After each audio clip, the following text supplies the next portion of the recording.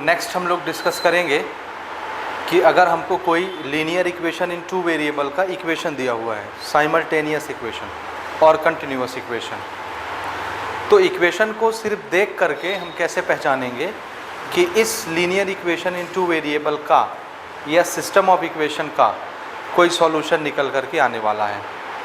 Solution निकलेगा भी या नहीं निकलेगा, हम लोग सिर्फ इक्वेशन देख करके कैसे फैसला करेंगे, इक्वेशन देख करके कैसे पता करेंगे कि इस इक्वेशन को सॉल्व करने पर कोई इसका सॉल्यूशन निकल के आएगा या नहीं आएगा।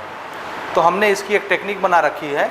आपको याद होगा जब हम लोग बेसिक फार्मूला डिराइव कर रहे थे क्रॉस मल्टीप्लिकेशन वाला, जब हम दो इक्वेशन सॉल्व करते हैं, हमने 3 मेथड डिस्कस किए हैं, एलिमिनेशन मेथड, सब्स्टिट्यूशन मेथड और क्रॉस मल्टीप्लिकेशन मेथड। तो क्रॉस मल्टीप्लिकेशन मेथड के लास्ट के रिजल्ट को पकड़ करके हमने बहुत सारी भविष्यवाणियाँ की हैं, ठीक है। उसी से 1-2 स्टेप आगे इन्वॉल्व करके हम लोग वो कंडीशंस निकालते हैं कि कब कौन सी कंडीशन फुलफिल होगी तो सॉल्यूशन निकल करके आएंगे और नहीं होगी तो सॉल्यूशन नहीं निकल के आएंगी। तो ये चीज़ें हम वहाँ पर डिस्कस करते हैं। उसी का थोड़ा सा ओवरव्यू मैं आपको दिखाना चाहता हूँ ताकि इससे आगे के एग्जाम्पल और आने वाला हमारा अगला exercise, that is exercise number 3, हम बहुत आसानी से सॉल्व कर लें और हमको कोई प्रॉब्लम ना आए। तो हमारा टॉपिक है कि determining the solution of system of equation by just looking the equation. Equation को सिर्फ देख करके ये पता लगा लेना कि इस इक्वेशन का कोई सॉल्यूशन निकलेगा या नहीं निकलेगा। नहीं निकलेगा तो कोई बात ही नहीं है, और अगर सॉल्यूशन निकलेगा तो उसके कितने सॉल्यूशन निकलेंगे। एक निकलेगा, एक के लिए हम लोग वर्ड यूज़ करेंगे यूनिक सॉल्यूशन, यूनिक, और एक से ज़्यादा निकलेगा तो उसके लिए हम लोग मेनी सॉल्यूशन यूज़ करेंगे या इन्फिनाइट सॉल्यूशन यूज़ करेंगे वर्ड, ओके। अच्छा, एक सॉल्यूशन निकलने का क्या मतलब है, तो याद करिए हम x और y की वैल्यू ही तो निकालते थे और वही तो सॉल्यूशन कहलाता था। तो x की एक वैल्यू और y की एक वैल्यू, x और y की एक एक वैल्यू निकल के आ गई तो हम बोलेंगे ये उसका यूनिक सॉल्यूशन है, एक एक सॉल्यूशन निकल के आया है। और x की एक से ज़्यादा वैल्यू आ गई, y की एक से ज़्यादा वैल्यू आ गई तो हम बोलेंगे ये तो मल्टीपल सॉल्यूशन निकल गया। तो इसके लिए हम लोग वर्ड यूज़ करेंगे इनफिनाइट सॉल्यूशन या मेनी सॉल्यूशन, ठीक है। तो आइए हम लोग देखते हैं सिचुएशन कब क्या होगा तो हम क्या फैसला करेंगे। तो इसके लिए सबसे पहले मैं शुरुआत करता हूं कि हम लोग जो linear equation in two variable पढ़ रहे हैं उसका जनरल इक्वेशन कैसा दिखता है, यानी हम उसको किस फॉर्मेट में सजा के रखते हैं। तो हमारा फॉर्मेट ये है, ये हम पहले भी डिस्कस कर चुके हैं। a1x + b1y + c1 = 0 पहला equation, linear equation in two variable. और दूसरा a2x + b2y + c2 = 0 linear equation in two variable, this is second equation, ठीक है। अब इसमें थोड़ी सी चीज़ें आप पहचान लीजिए ताकि आपको प्रॉब्लम ना हो नाम रखने में। यहाँ देखिए x y, यहाँ भी x y, x और y क्या हैं इसको हम पढ़ते हैं वेरिएबल्स। ये हम पहले डिस्कस कर चुके हैं, मैं ये सारी चीज़ें अब लिखूँगा नहीं, सिर्फ मैं आपको याद दिलाऊँगा। तो x और y क्या है, वेरिएबल्स हैं, ठीक है। फिर से x के सामने जो नंबर लिखा होता है उसको हम बोलते हैं कोएफिशिएंट, या किसी वेरिएबल के साथ में जो नंबर लिखा होता है, वेरिएबल के साथ में सामने तरफ कोई नंबर अगर लिखा है तो उस नंबर को क्या बोला जाता है, कोएफिशिएंट ऑफ दैट वेरिएबल, उस वेरिएबल का कोएफिशिएंट। जैसे x के सामने ये नंबर लिखा है a1, तो a1 क्या कहलाएगा, आंसर है कोएफिशिएंट ऑफ x। इसी तरह से what is b1, coefficient of y, what is a2, coefficient of x, what is b2, coefficient of y, ठीक है। उसके अलावा ये है c1, ये है c2, इसमें कोई वेरिएबल नहीं है, x और y नहीं है, बिना वेरिएबल का है। तो अगर कोई ऐसा नंबर हो जो बिना वेरिएबल का हो तो उसको हम लोग पढ़ते हैं कांस्टेंट टर्म, कांस्टेंट टर्म। अब कभी आपने ये देखा होगा कि कभी हम इस कांस्टेंट टर्म को इक्वल के इस पार रखते हैं और कभी उस पार रखते हैं, तो इससे फ़र्क नहीं पड़ता कि आप इक्वल के इस पार उसको रख रहे हैं या इक्वल के उस पार रख रहे हैं। फ़र्क सिर्फ इस बात से पड़ता है कि अगर एक इक्वेशन के कांस्टेंट टर्म को आपने इक्वल के इस पार रखा है तो दूसरे इक्वेशन के कांस्टेंट टर्म को भी आपको इक्वल के इसी पार रखना होगा। ऐसा बिल्कुल नहीं होगा कि एक का कांस्टेंट इस तरफ लिख दिए और दूसरे का कांस्टेंट उस पार लिख दिए, तो फिर कैलकुलेशन गलत आएगा। कैलकुलेशन सही करने के लिए कांस्टेंट टर्म, दोनों इक्वेशन के कांस्टेंट टर्म एक ही तरफ होने चाहिए, या इक्वल के इस पार या इक्वल के उस पार, इस पार उस पार जिधर भी हो लेकिन दोनों हों एक साथ, ठीक बात। तो ये हमारा जनरल इक्वेशन हो गया, जनरल फॉर्मेट हो गया, जनरल फार्मूला हो गया linear equation in two variable के लिए। इसमें a1 b1 c1 a2 b2 c2 इसका यूजुअल मीनिंग आप लोग समझने लग गए। ओके, अब कोई भी इक्वेशन इसी फॉर्मेट में रहता है तो आप इससे कंपेयर करके उस इक्वेशन में a1 b1 c1 a2 b2 c2 निकाल सकते हैं खाली देख के। यहाँ देखिए हमारे फॉर्मूले में प्लस प्लस आता है, कोई माइनस नहीं आता। लेकिन अगर क्वेश्चन में किसी इक्वेशन में माइनस है तो उस माइनस को आप इसके साथ इन्वॉल्व करेंगे, इसके साथ इन्वॉल्व करेंगे। प्लस साइन आपको इमेजिन करना है, माइनस वहाँ से खिसका लेना है, वो हम आगे आपके साथ डिस्कस करेंगे। ठीक है, तो अगर हमको किसी फॉर्मेट का क्वेश्चन दिखता है इस तरह का, तो खाली वेरिएबल के कोएफिशिएंट और कांस्टेंट टर्म को देखते हुए, कोएफिशिएंट और कांस्टेंट टर्म को देखते हुए हम लोग सिर्फ बता सकते हैं, सिर्फ देख के बता सकते हैं कि इस इक्वेशन का कोई सॉल्यूशन निकलेगा या नहीं निकलेगा, एक निकलेगा या एक से ज़्यादा निकलेगा। अच्छा, इसके अलावा दूसरी बात मैं आपसे करूं, दूसरी बात ये है कि हमने इस चैप्टर की शुरुआत में पहला एक्सरसाइज पढ़ा, और पहला एक्सरसाइज ग्राफ से रिलेटेड हमने पढ़ा। ग्राफ बनाया, ग्राफ देख करके बताया कि इसके सॉल्यूशन कैसे निकलेंगे, या ग्राफ देख के हमने बताया कि इस इक्वेशन का क्या सॉल्यूशन निकलेगा। या इक्वेशन है तो इसका ग्राफ कैसे बनेगा, एग्जाम्पल शुरू के आपको याद करिए। ठीक है, तो यहाँ पर हम ये भी डिस्कस करेंगे कि अगर कोएफिशिएंट और कांस्टेंट टर्म का रिलेशन ऐसा हो जाए तो उसका ग्राफ कैसा बनेगा। समझ रहे हैं, कोएफिशिएंट और कांस्टेंट, यहाँ कोएफिशिएंट और कांस्टेंट आप समझ रहे हैं, उसका रिलेशन ऐसा हो जाए वैसा हो जाए तो ग्राफ कैसा बनेगा, ये भी चीज़ हम यहाँ पर डिस्कस कर रहे हैं। आइए शुरू करते हैं, देखते हैं। हमारा टॉपिक है determining types of solution by just looking the equation. System of equation को देख करके हम खाली डिटरमाइन कर लेंगे, सिर्फ देख करके कि इसका सॉल्यूशन कैसा आने वाला है और इसका ग्राफिकल रिप्रेजेंटेशन कैसा बनेगा। यानी जब हम इस इक्वेशन को ग्राफ में चेंज करेंगे, इसका ग्राफ बनाएंगे, तो फिर उसका डिज़ाइन कैसा होगा, वो बनने के बाद कैसा दिखेगा। ठीक, तो पहला देखिए, अगर हमने किसी इक्वेशन में कोएफिशिएंट कंपेयर किया, a1 b1 a2 b2, इनको देखा और इनका रेशियो निकाला।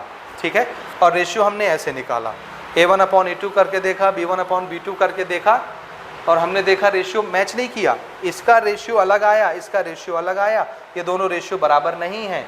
तो पक्का मान के चलिए कि अगर मैं इस तरह की इक्वेशन को सॉल्व करूँगा तो उसका कोई ना कोई आंसर आएगा। कितना आंसर आएगा? आंसर है 1 को हम लोग बोलेंगे यूनिक। तो ऐसे सिस्टम ऑफ इक्वेशन का सॉल्यूशन कैसा निकल के आने वाला है? आंसर है यूनिक सॉल्यूशन। यूनिक सॉल्यूशन का मतलब x की एक वैल्यू आएगी और y की एक वैल्यू आएगी, बस, एक से ज़्यादा वैल्यू नहीं आएंगे। इसको हम बोलेंगे यूनिक सॉल्यूशन। ठीक है, जैसे उदाहरण के तौर पर मैं चाहूँ तो एग्जांपल लेके आपको बता सकता हूँ। जैसे देखिए,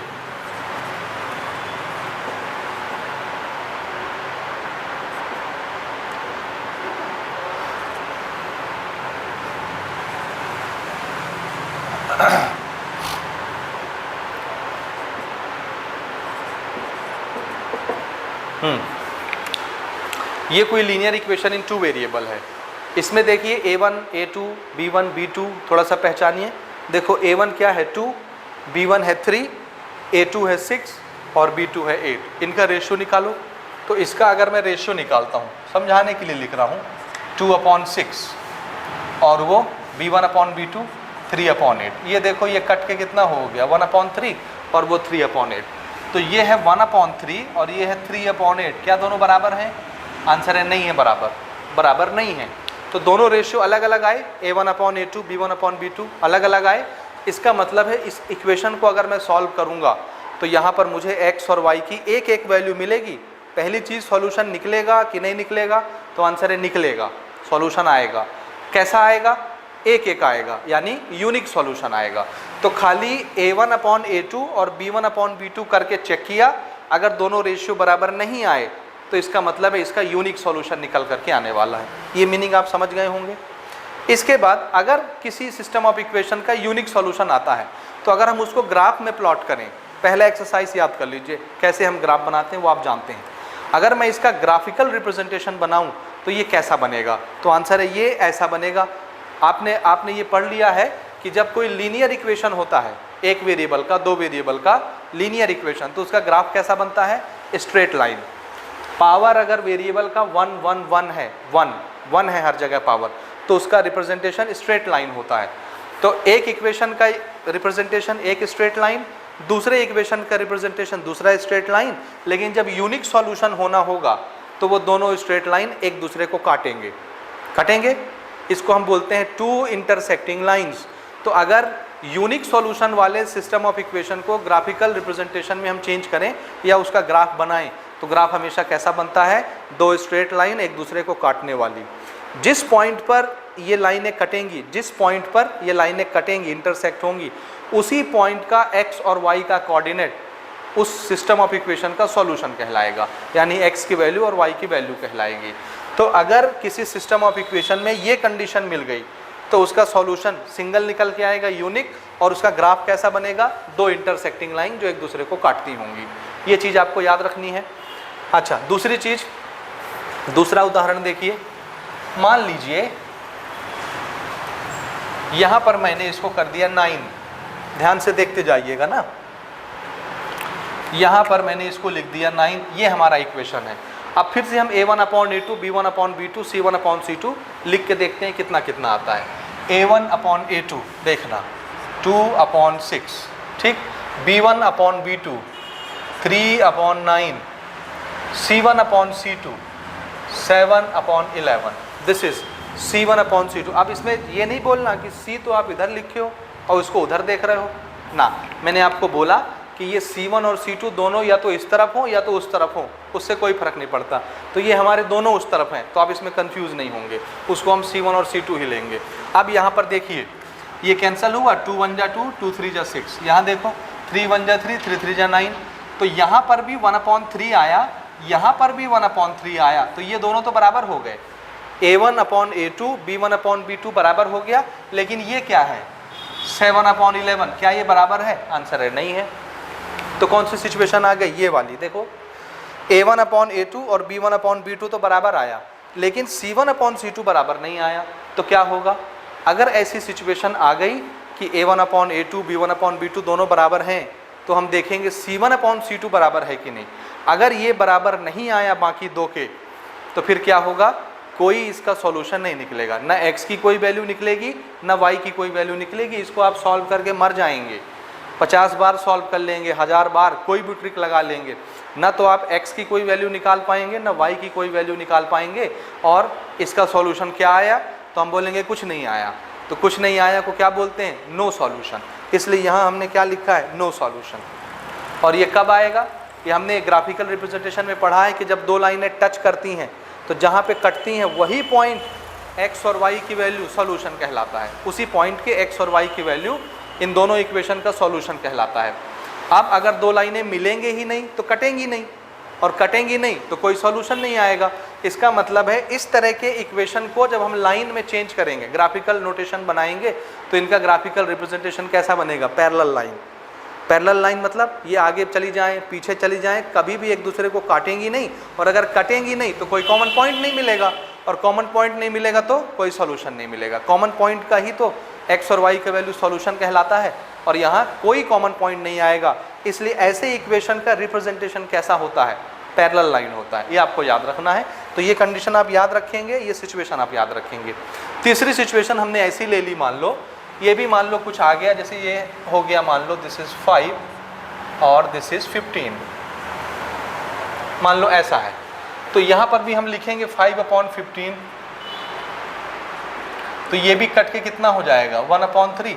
अब देखो तीनों बराबर हो गए, a1/a2, b1/b2, c1/c2 तीनों बराबर हो गए। तीनों बराबर हो गए का क्या मतलब है? x की जितनी चाहे उतनी वैल्यू निकाल लो, y की जितनी चाहे उतनी वैल्यू निकाल लो। एक इक्वेशन के x y की वैल्यू दूसरे इक्वेशन के x और y की वैल्यू को सेटिस्फाइड करा देंगी, दोनों इक्वेशन सेटिस्फाइड हो जाएंगे। x और y की एक से ज़्यादा वैल्यू निकल के आएगी। एक से ज़्यादा के लिए कौन सा वर्ड यूज़ करना है? इन्फिनाइट या मेनी सॉल्यूशन। तो ध्यान से देख लीजिए, a1/a2, b1/b2, c1/c2 अगर इन सब का, इन तीनों का एक ही रेशियो हुआ, यानी बराबर बराबर हो गए, तो फिर जितने चाहे उतने सॉल्यूशन निकाल लीजिए, जितने चाहे x की वैल्यू, जितने चाहे y की वैल्यू निकाल लीजिए, कोई फर्क नहीं पड़ता। और इनका ग्राफिकल नोटेशन कैसा होता है? एक लाइन के ऊपर ही दूसरी लाइन आ जाएगी। आपको फिर एक ही लाइन दिखेगी, दो नहीं दिखेंगी। क्यों? इस लाइन के सारे पॉइंट्स किस पर आ गए, दूसरी लाइन के ऊपर ही आ गए। तो जितने पॉइंट भी आप गिनेंगे वो सब पॉइंट दोनों लाइन के माने जाएंगे, दोनों लाइन को सेटिस्फाइड कराएंगे। बहुत सारे सॉल्यूशन इसके बनते हैं। तो इसका ग्राफिकल नोटेशन कैसा होता है, एक लाइन दूसरे लाइन के ऊपर कोइंसाइड हो जाता है, एक के ऊपर एक आ जाता है। अगर पैरेलल हो गए तो नो सॉल्यूशन, कट गए तो एक सॉल्यूशन, यूनिक सॉल्यूशन। तो ये यूनिक सॉल्यूशन की निशानी, ये नो सॉल्यूशन की निशानी, और एक के ऊपर एक लाइन आ गई तो मेनी सॉल्यूशन की निशानी, इनफिनाइट। तो इसको आप याद रखेंगे। हमको सिर्फ क्या करना है, ध्यान से देखिए, हमको क्या करना है, हमको सिर्फ दिए हुए इक्वेशन के कोफिशिएंट को कंपेयर करना है। कैसे, ऐसे रेशियो निकाल के कंपेयर करना है, इन्हीं को याद रखना है, इसके रिजल्ट को याद रखना है और आगे बनाना है। अगर सॉल्यूशन निकलेगा तो सॉल्व करना है, नो सॉल्यूशन वाला कंडीशन आया तो उसको वहीं पे नो सॉल्यूशन लिख के छोड़ देना है, उसको सॉल्व करके अपना टाइम बर्बाद नहीं करना है। ठीक है, तो चलिए अब इसके बाद हम लोग एग्जाम्पल क्वेश्चन स्टार्ट करते हैं, ताकि हमको आगे कहानी समझ में आए कि चल क्या रहा है, करना क्या है, हैंडल कैसे करना है। ठीक है, before that pause the video to note it down and proceed further.